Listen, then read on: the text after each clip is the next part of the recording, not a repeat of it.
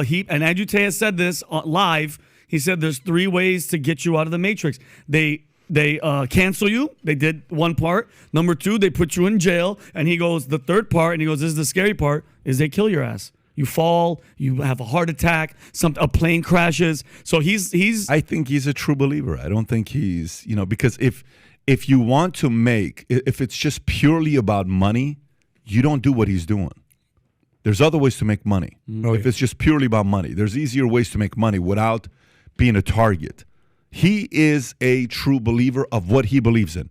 Doesn't mean you have to agree with it, but he's not spewing out stuff that he doesn't believe in. Now, some of the stuff is marketing. Some of it is showmanship. He's an incredible showman. He's the combination of a great communicator, great storyteller, great troll, great showman, and a true believer. Combined all in one, which is an unreal combination. Doing that, and then he's mocking them. He's mocking the powerful people. Look, it's you cannot be surprised when you bully the bully. There are levels to bullies. Okay, lowest level of bully is what? What's the lowest level of a bully? Calling you names. I know. So how do you and I categorize how strong of a bully this guy is? What's the first thing you do to a bully to find out if this guy's a real bully? You step to him. You step to him. Yeah, 100%. If they back down, what were they? Coward. Yeah, They're the lowest level bully. Okay, got you. What's the second level bully? That if you do step to him to fight, they're going to fight you. Okay, if you step to them and they fight, and they'll actually fight you. Yeah. Okay, and then if at the end of the fight, you maybe got your ass beat by the bully, but you were not willing to stop fighting, and he finally said, listen, I got respect for you. You're bloody, but he's got a couple shots you got in as well. He whooped your ass. Yeah. It's like, I respect you. Listen, man, let's just kind of respect, but don't mess with me, right? He still stays bully, but now he knows. Yeah. So he's still a bully. Yeah. Okay. The third kind of bully is what? They beat your ass, and then they keep coming and they keep coming. They're coming relentless. and keep coming. But you know what the highest level of bully is? Huh. They bully you. Okay. You say something to them. They smile at you. They leave. And you don't hear anything about them ever again. But until one day. No, you don't hear from them. Slowly but surely, your life starts getting worse and worse and worse in the most random, weird ways.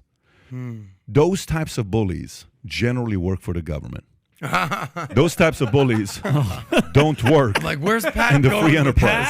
Okay? Yeah. Those types of bullies are the kind of bullies that will use laws, will use regulation, will use cops, will use SWAT, judges, everybody. Judges will use everybody to make your life a living hell until they break you.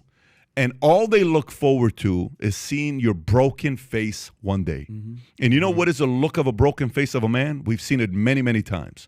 There's many broken faces to see in the history of mankind. There's been many of them where at one point they're like, man, I would have never seen this guy be the way he is. They broke him. They break his family. They break his money. They break his morals. They break his relationships. They destroyed this person. So this guy in Tate, he chose out of all the bullies in the world to say, screw this. I want to go up against those bullies. Yeah. When you go up against those bullies, you have to make sure your army is also filled with bullies. The part that drives me insane sometimes is how people are naive and they're not paranoid and skeptical enough. I trust a guy more that says, look, I don't know if Trump did anything with Russia, but maybe he did.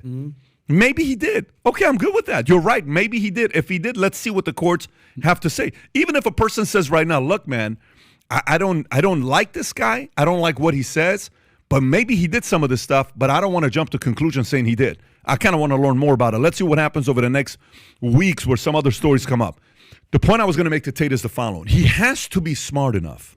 He's a very witty guy, but I know the one benefit he's got, it's the ultimate benefit a man can have, is to have the brother that he has.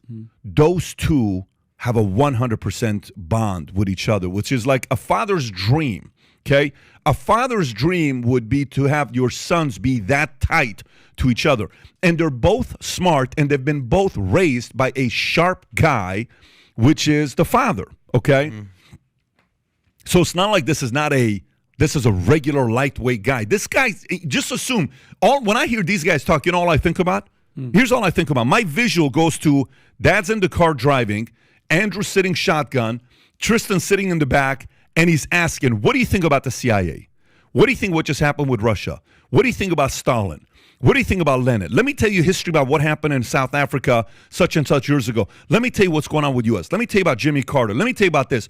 Imagine their car drives. You can't talk like this and think like this without somebody shaping your mindset. And the only person you can think about is who? The father. The father is who shaped their mindset to be thinking the way they're thinking.